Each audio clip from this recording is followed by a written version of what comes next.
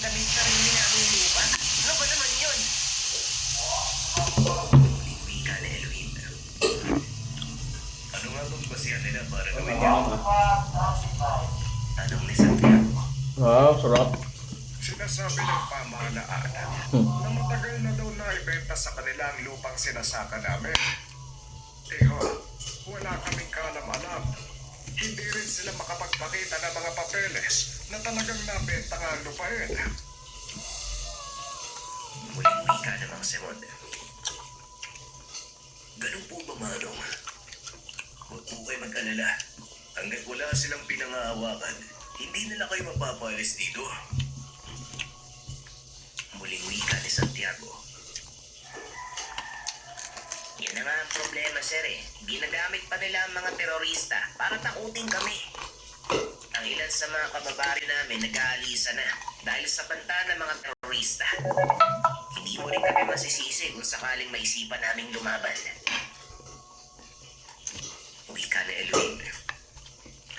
Hindi akalain ni Santiago na ganun kalala ang problema ng mga residente sa lugar. Matapos makipag-usap, kagad nang nagpaalam ang binata. Pagdating nito sa opisina, kinausap niya ang kasamang pulis na ang pangalan ay Anton. Anton, may tatanong ako sa'yo. Pero wala dapat makaalam ha. Maliwanag ba? Wika ni Santiago. Pero parang kinakabahan ako sa tanong na yan eh. Ano ba yun? Tanong ni Anton.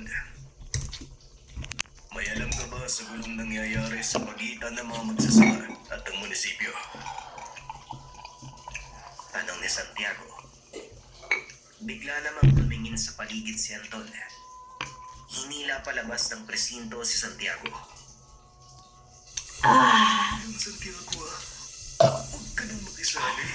Mahirap kalaban si Mayor. Wika ni Anton. Sarap. Teka, sandali lang. Hindi ko naman kinakalaban si Mayor Nagtatanong lang naman ako kung may alam ka sa mga nangyayari. Muling wika ni Santiago. Kasi, ano ba? Matagal nang sigalant yan Ang totoo, simula nang maupo si Mayor Esperon, nagsimula nang mag-aklas ang mga magsasaka. Hindi ko alam yung buong pangyayari pero sa pagkakarinig ko, may mga pinapatay na magsasaka si Mayor Yung nakaraang taon lang pero syempre, ayoko maniwala. Mahirap na Muling wika ni Anton. Ganun ba? Kung may patayang naganap, siguradong merong investigasyon. Sino naman ang naitalaga? Tanong ni Santiago. Yan pa ang isang misteryo sa kasong to. Walang record ng mga nangyari. Muling wika ni Anton. Kalokohan naman yata yung sinasabi mo, Anton. Paanong mangyayaring may patayan pero walang anumang ebidensya ng mga naganap? Muling wika ni Santiago. Ang inaala ko, sir, pinagtakpan ng mga nasa taas ang nangyari. Hindi na nga nakita yung pamilya ng biktima Pag-uusap ng dalawa, dito na tumipay ang hinala ni Santiago na talagang may anomalyang nagaganap. Pagsapit ng hapon, bumalik ang matanda sa tahanan ni Mang Simon. Tila pinag-adya ng tadhana dahil habang papalapit ito sa bahay ng matanda, namataan ni Santiago ang ilang armadong kalalakian. Dali-dali nitong kinuha ang baril na nasa likod ng sasakyan. Akmang bababa na sana ito nang mapansin siya ng isa sa mga kalalakian. Kagad itong lumapit sa kotse. Binuksan ni Santiago ang pinto ng sasakyan. Hindi naka-uniforme ang binata, kaya hindi kagad nakilala ng mga kalalakian na isa siyang pulis. Ngunit nang mapansin ng mga ito ang dalang baril ng binata, dali-daling bumalik ang lalaki. Pinaulanan ng bala si Santiago. Maswerteng nakapagtago ang binata sa pinto ng sasakyan. Ngunit hindi pa rin ito nakaligtas. Tinamaan sa kanang balikat si Santiago. Hindi naman ito makaganti ng puto dahil may mga kabayan sa paligid na maaaring madamay. Ilang sandali pa ay huminto na ang putukan. Nang sumilip si Santiago ay wala na ang mga kalalakian. Dali-dali itong tumayo. Pinuntahan si Mang Simon.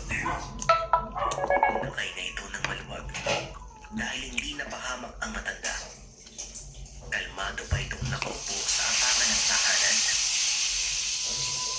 Aba, mukhang malala ang tama mo ah. Yan ka, gamutin natin yan. Wika ni Mang Simon habang marahang tumatayo. Lagyan mo nga ako ko. Pumasok naman ang tahanan si Santiago. Ilang sandali pa ay dumating si Elohim. Ikaw pala yan, sir. Mabuti na lang hindi kayo napuruan. Mga tauhan ni Mayor yung mga yun eh. Naniningil sila ng buwan ng buwis dito sa baryo. Tugon ni Elohim. Eh halos buwan-buwan na lang ginagawa yan eh. Nataong araw ng paniningil nila kaya nagpang-abot kayo. Ano, nagsabaw ka Buti nito? na lang, hindi ka Hindi. namatay. Muling wika ni Mang Simon.